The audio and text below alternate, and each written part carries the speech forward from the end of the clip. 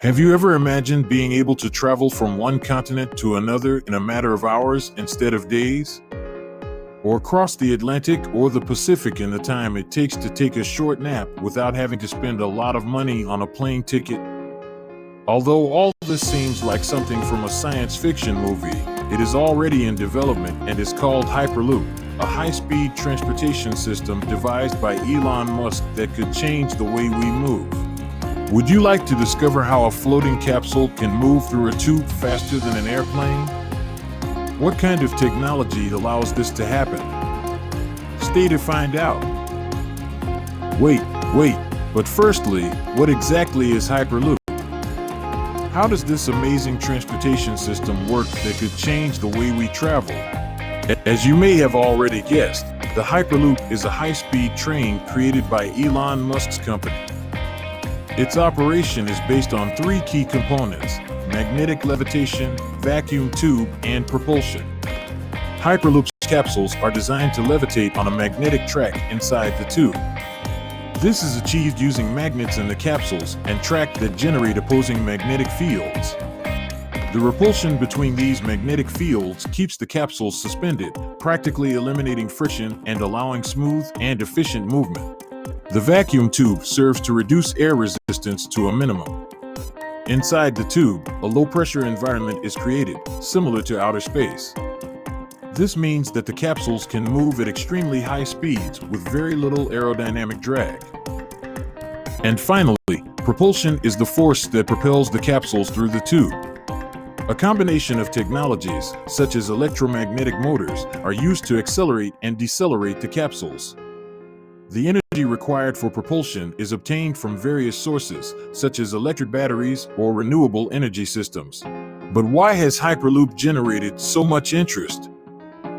The first point is clear, because it is very fast since it can reach 1,000 kilometers per hour.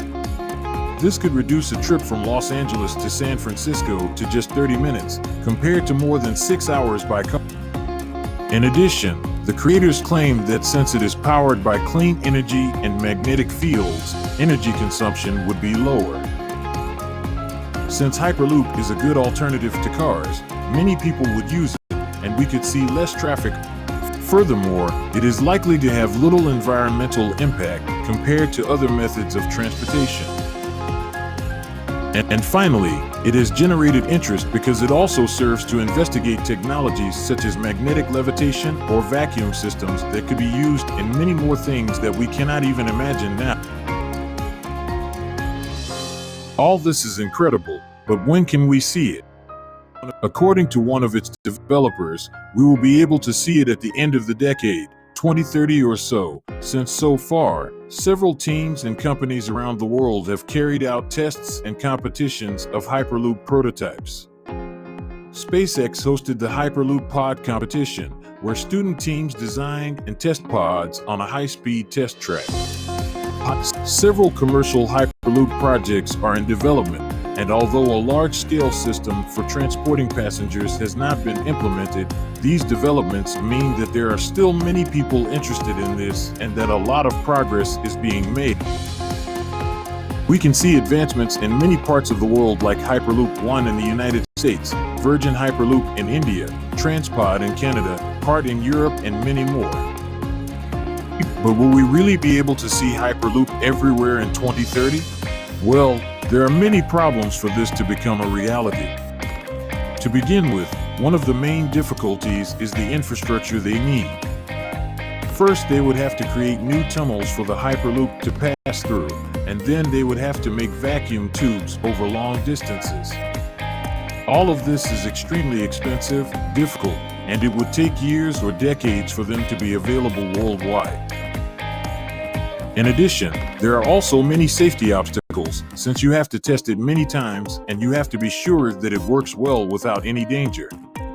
Finally, the infrastructure and transportation systems would have to be reviewed very often, which would make it even more expensive.